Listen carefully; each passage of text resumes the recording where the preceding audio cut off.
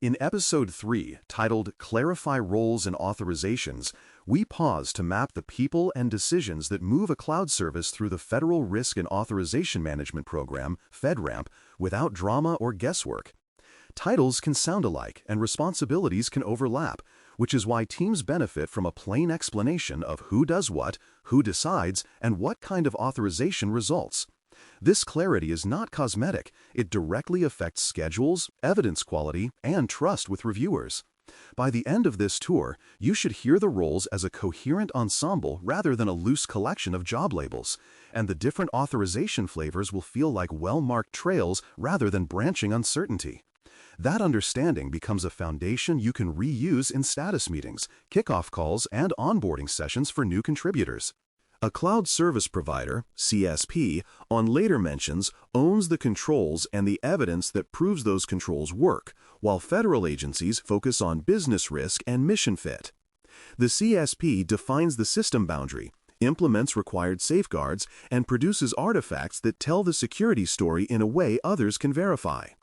Agencies, by contrast, weigh whether the system's protections are sufficient for their intended use, given the sensitivity of data and operational context. They look beyond control names to consequences. What happens to the mission if a confidentiality, integrity, or availability loss occurs, and how convincingly does the record reduce that risk? When both sides stay in their lanes, provider as builder and documenter, agency as risk evaluator, collaboration becomes faster and far less adversarial. At the center of the agency decision sits the authorizing official, the AO after first use, who accepts risk and issues the approval to operate.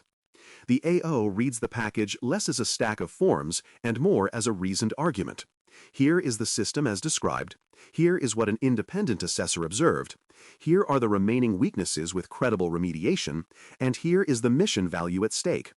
The AO's signature on the authorization to operate, ATO after first use, converts analysis into authority. Because that signature carries institutional weight, precision matters in every supporting document.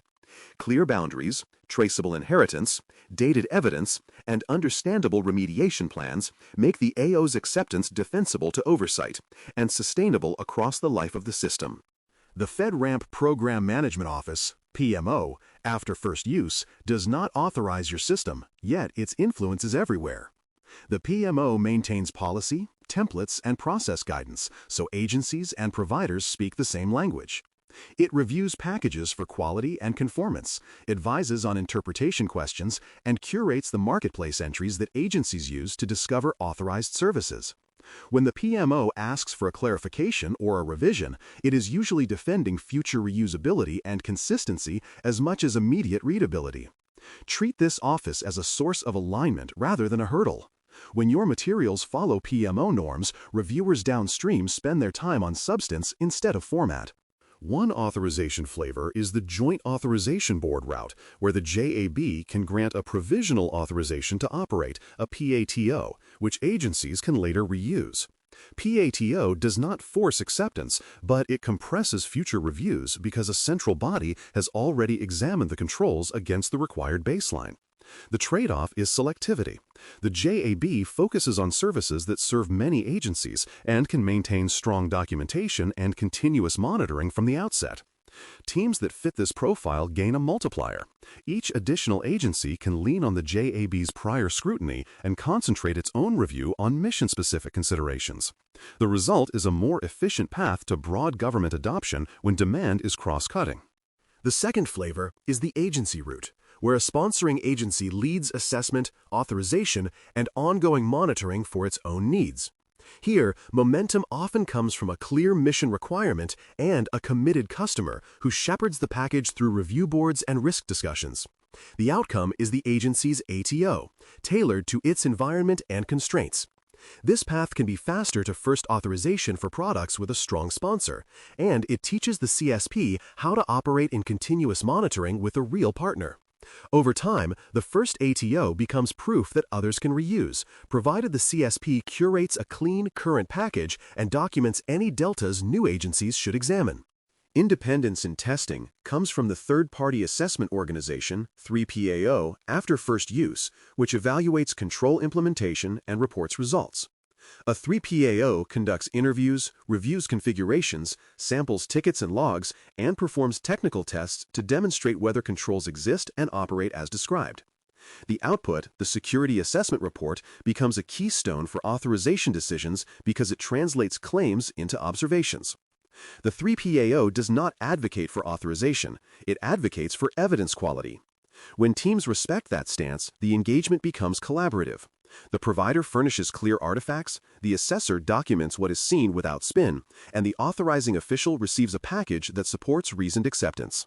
Inside the CSP, roles must interlock smoothly, or assessment friction grows. A named system owner carries end-to-end accountability for the environment and its roadmap.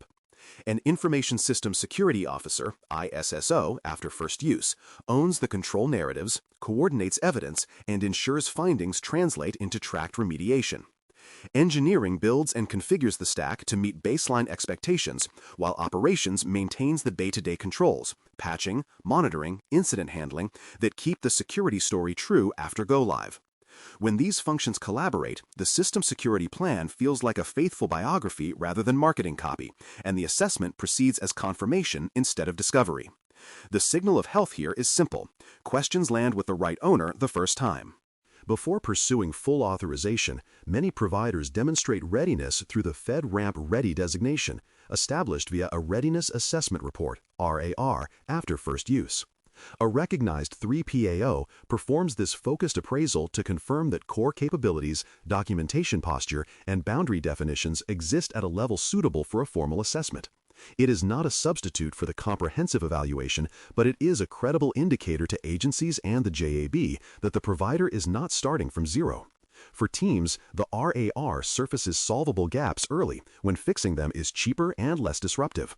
For sponsors, it reduces uncertainty about whether a candidate product can realistically enter the authorization pipeline.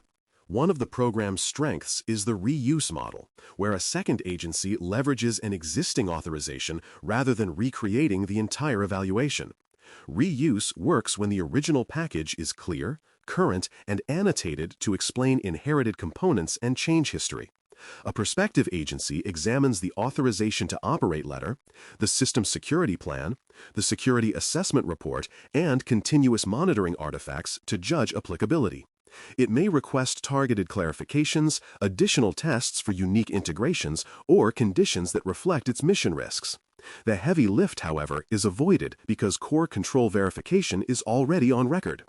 Providers who plan for reuse, curating documents, versioning diagrams, and maintaining tidy remediation logs make each subsequent authorization faster and more predictable.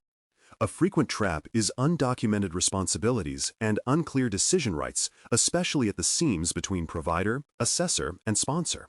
When a requirement arises, say monthly vulnerability scans or account reviews, no one is quite sure who performs the task, who validates the evidence, and who signs off. The symptoms are familiar: late artifacts, mismatched formats, and meetings that debate ownership instead of risk. This is more than administrative pain. It undermines trust because reviewers infer that controls may be unowned in production as well. The cure begins with specificity.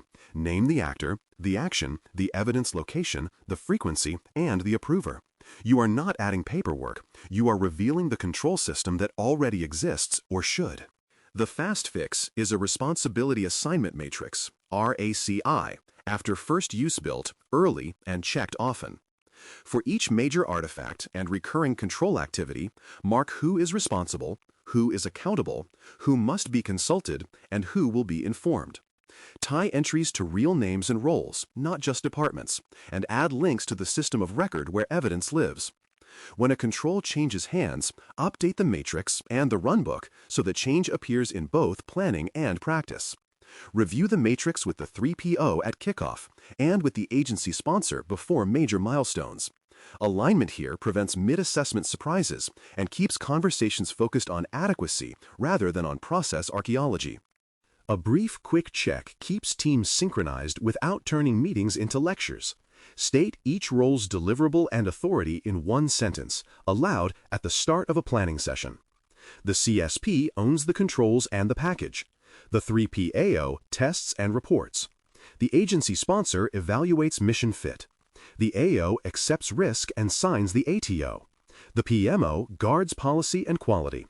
Engineering and operations keep the controls working. The ISSO keeps the story accurate and the evidence current. This ritual does not assign work on its own, yet it tunes everyone's expectations so tasks and questions flow to the right place on the first attempt. Over time, it becomes part of the team's cadence. The takeaway is crisp because the roles are now distinct in your mind. The CSP builds and proves.